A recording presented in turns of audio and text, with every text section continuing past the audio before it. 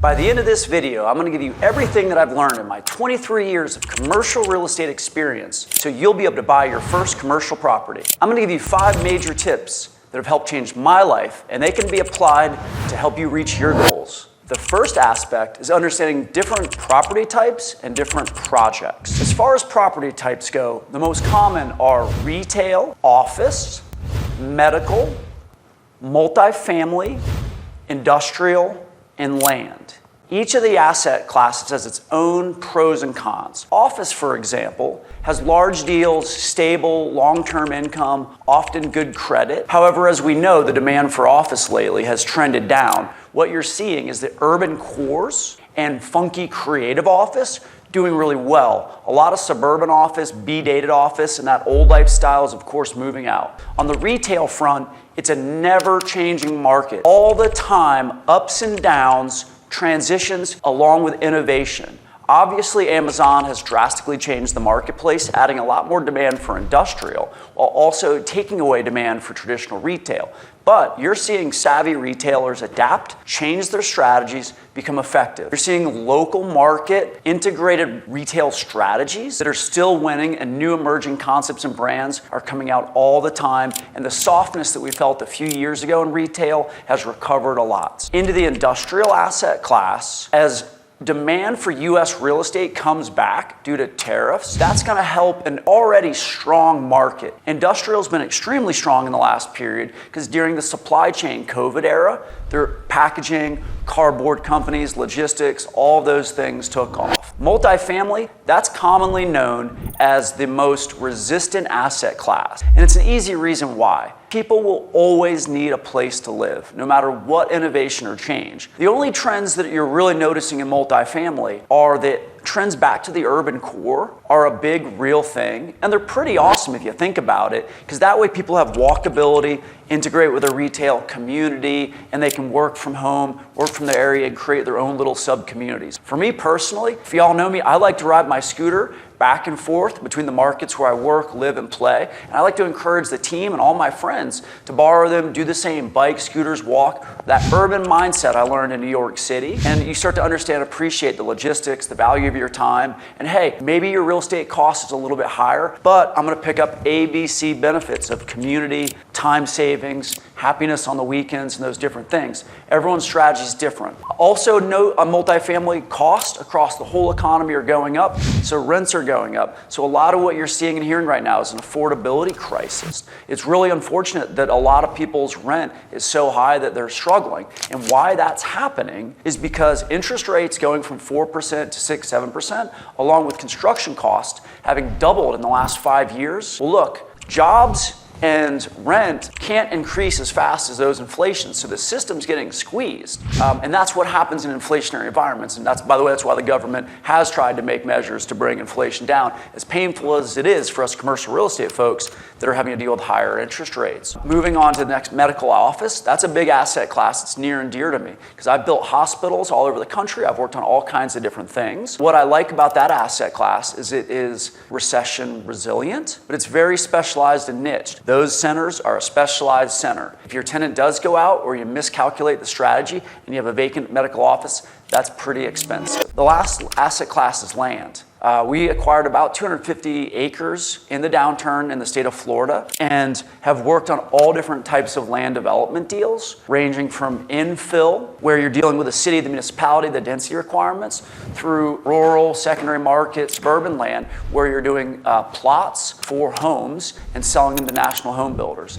Everything on the land spectrum is all in between. That asset class is often known as one of the more risky asset classes because it has no in-place income, and it has no structure that you can just go lease up. You have to actually buy it, hold it, carry it, deal with the risks, the carry costs, the entitlement process, the permit process, the development process, which leads into the next concept. We've talked about property types. Now we're talking about project type. Project types are easily classified by core properties, which is an existing property with income, value add, which is a property that may have some income, think like a retail strip that's partially leased and you can fix the rest of it, and then think of opportunistic. Opportunistic is just what it sounds like. It's high risk, high return. Within that asset class is buying distressed with a quick close or buying a development deal that requires government approvals, alignment of architect, contractors, your tenants, and bring that whole thing together. When you do that, your returns are higher, but your risk is higher. There's no right or wrong strategy as you're in commercial real estate. It just determines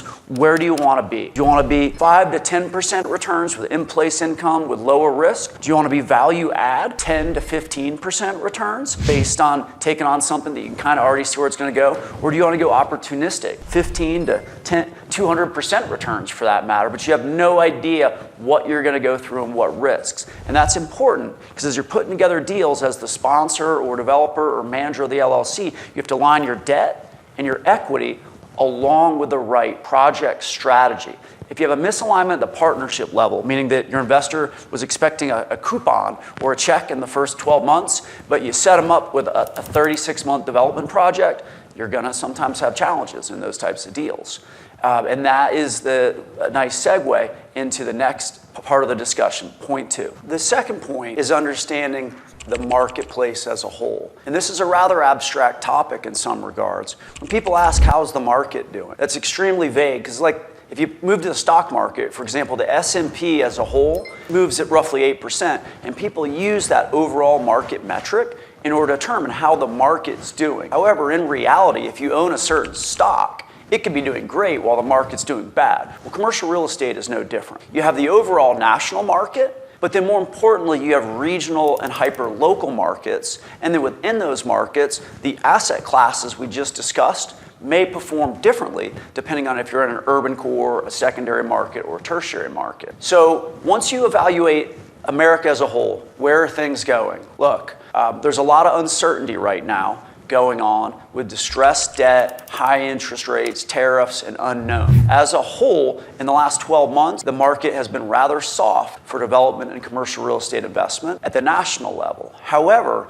states like Florida, North Carolina, who have seen an influx of migration, companies, economics, and labor force, have done pretty well despite the overall softening market. That's where we start to come down to the regional level where you need to study. So ultimately, if you're making a commercial real estate investment, at the state, at the region, at the city, at the hyper-local market. We're doing projects in Ybor City right now, which is a sub-market of downtown Tampa. And that's important to understand because that submarket may perform differently because Tampa as a whole is doing good and this market has a lot of emerging value. So when you pick that one property within that one submarket, just understand if someone asks you how the market's doing, it's not really a fair question.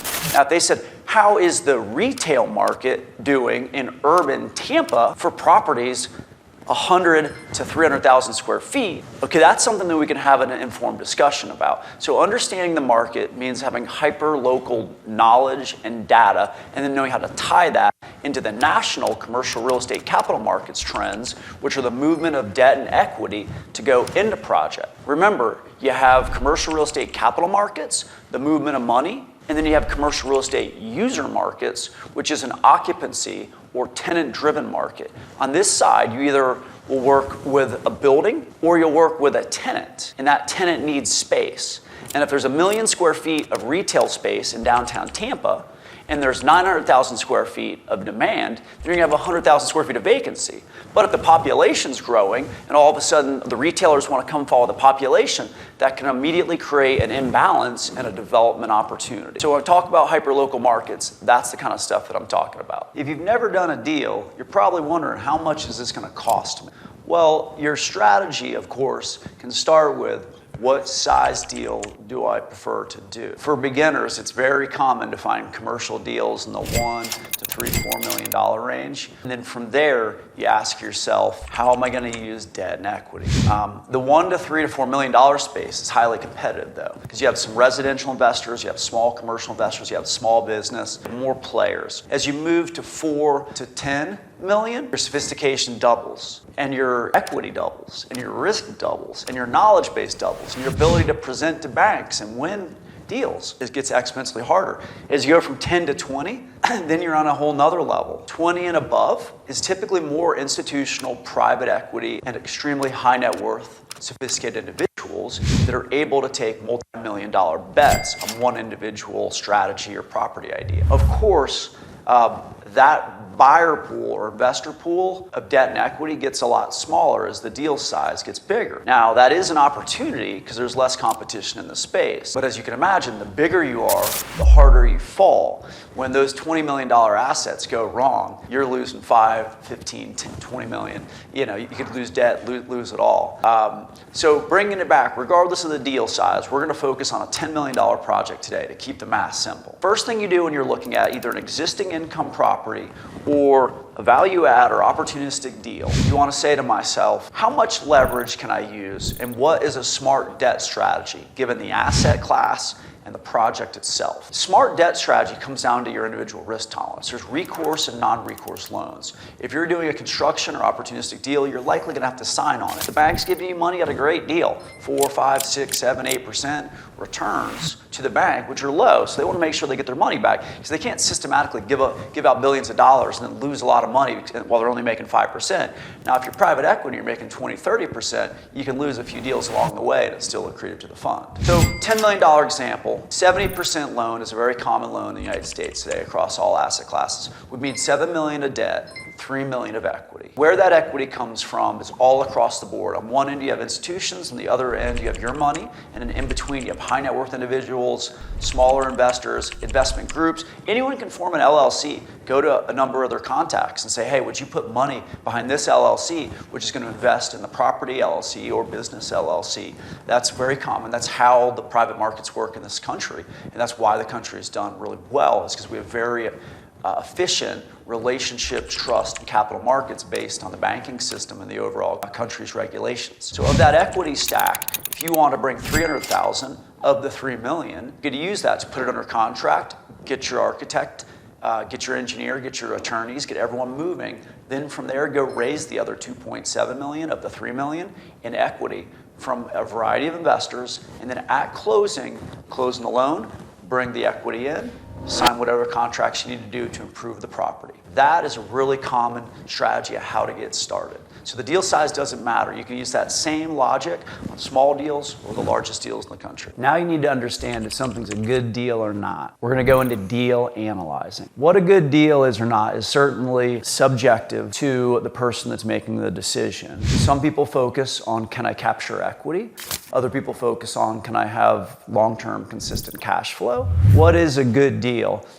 Common metrics used to determine if a good deal is first and foremost return on and return of capital. You want to always get a return of the capital, meaning you always want to make sure you get your money back. Warren Buffett is famous for his concept that he does not like to lose money on bets. And over the aggregate, if you look at his wealth accumulation, he did really well because he didn't give money back to the house. On the other end of the spectrum, there's high risk, high return investors that some of them do really great in this country and other ones completely fall off the map because they lose everything based on a high return strategy. Cash on cash is a common metric that I like to use because it keeps it super simple. How much money do I put out on day one? How much money do I get at the end of every calendar year when you're studying the project? Going back to the $10 million example, if you put out $3 million of equity up front for your partnership and the investors, and you receive $300,000 of free cash flow after paying all your expenses and debt, that would be a 10% cash on cash. If you look at that each year, that's a very quantifiable, consistent metric. What it doesn't take into account is appreciation, depreciation, and tax strategies. Focusing on appreciation for a moment, that would mean that on a 10-year hold of a $10 million project, how much does it go up over that time period? That is where the IRR calculation comes in, or your internal rate of return, which takes into account dollars out up front, dollars in each 5 years, for example, and then in year 5, if you do an exit or a refinance or a recapitalization, money comes in, you then look at that big pop. Or money goes out because you're wrong about your strategy and you have a big negative here. Either way, that's how you determine IRR. So when you're thinking about, is it a good deal for me or not, those are some commonly used metrics. Other things to think about, does it align with my strategy? For me, I personally spend a lot of time on single tenant net lease and corporate build-to-suits. I personally enjoy urban markets, adaptive reuse, historic renovation, culture, fixing Florida cities, making community. I have different land land assets from previous strategies of buying distressed. So when I think about is it a good deal or not, besides just looking at the financial returns, ask yourself, does it align with what I'm good at, what I like working on? If the project doesn't align with those things, even if it makes money, you might want to consider stepping aside, because your happiness and your expertise is what makes you truly sustainable in this country, regardless of what you're working on. Now you need to use your soft skills to help get into the right rooms to make the right deals. We've all heard of soft skills, but let's throw out the concept of networking and those types of transactional mindset. Let's focus on long-term relationships where you create value and mutually beneficial scenarios. If you focus on that and being in the right room with people that have done it before you build genuine relationships with them where you want to help them, and in exchange, what you'll normally find is people that are a little later in their career, if you approach them right and you want to help them right and you add value and you're consistent and professional and kind and reasonable, and you do all those things right, the concept of send the elevator down is really common. And that's why you have on teams more senior folks working with more junior folks to figure out what the heck they want to do in their life and how they can help with your projects and to tie those win-win relationships together. And so those soft skills are the most important thing. They tie into basics though: emotional intelligence, communication, empathy, doing right consistently. You work with high value people, they're gonna understand pretty quickly if you're focused on the wrong things or transactions or short dollars or trying to benefit yourself versus focusing on the right way to approach a situation, which would create long-term sustainability. Anyone that's been in the game long enough and knows how to create wealth realizes one thing: long-term sustainable relationships are one of the most important things in the whole landscape that you have to focus on. And focusing on that is the only way to creating overall success, because going through relationships and transactions isn't sustainable. Integrity is important. Communication is important. Being prompt is important. There's so many things that you can do in the day-to-day that don't cost you any money or take any special skills. It's just showing up and showing up properly, showing up consistently, how you respond to challenging situations. The better you are at containing your emotions, the better you'll be at getting through tough situations. And once people get through tough situations together, they're even stronger. And once they're stronger, opportunity is when luck meets preparation. That preparation comes from your knowledge, your relationships, your liquidity, expertise, all those fun things being in place, which just comes with time, staying consistently heading in the right direction and working hard. Covered a lot of topics today. If you enjoyed what you've seen, feel free to comment below with any questions. We're happy to get back to you. And then subscribe, click below a like, follow along the journey as we're going to be covering a lot more investment, commercial real estate, and mindset skills to enjoy taking it to the next level in this great country.